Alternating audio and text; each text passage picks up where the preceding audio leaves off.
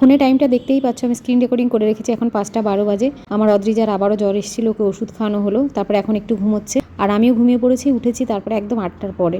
আর আজকে সেভাবে কিছু রেকর্ড করিনি, কারণ মেয়েটা সারাদিনই ঘ্যান ঘ্যান করেছে। আর এই দেখো, কালকে আমরা সবাই ওই বিছানাতে ঘুমিয়েছিলাম, বড় বিছানাতে, এই মশারিটা টানিয়ে নিয়ে। আর এই বিছানার সমস্ত কিছু এই ছোট বেডে শিফট করে দিয়েছিলাম। ঠান্ডাটা অনেকটাই কমে গেছে, তাই ভাবলাম রুম হিটারটা তুলে দিই। বাইরে পড়ে পড়ে কেমন ধুলো পড়ে যাচ্ছে, তো এটাকে তুলে দিচ্ছি। আর বিছানা টিছানা সবই এলোমেলো হয়ে রয়েছে, সেগুলো আস্তে আস্তে দেখি সুযোগ বুঝে সব পরিষ্কার করে ফেলবো, কারণ এই বিছানার জিনিস ও বিছানায় গেছে, সব উল্টোপাল্টা হয়ে গেছে আর কি। তো এটাকে তুলে যথাস্থানে পৌঁছে দিলাম।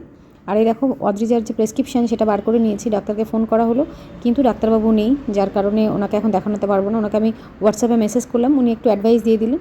তো সেই মতো ওষুধ টষুধ আমরা নিয়ে এসে খাওয়াচ্ছি, কালকেও খাইয়েছি, সে একই ওষুধ খাওয়াতে বললেন। এখন একটু ভালো লাগছে, শরীরটাও খেলা করছে। আর আমি দেখো বিছানাপত্র কেমন ছড়িয়ে নিয়েছি, কিছুতেই সব গুছিয়ে উঠতে পারছি না, কারণ একটা বাচ্চার শরীর খারাপ হলে না দেখবে আর একটা বাচ্চাও বিরক্ত করতে থাকে।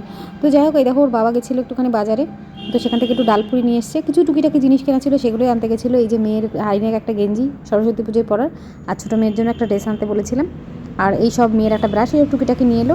এবার একটু ডালপুরি খাবো। আর বললাম না, বেশি রেকর্ড করতে পারিনি, আজকের ভিডিওটা এইটুকুই থাকলো।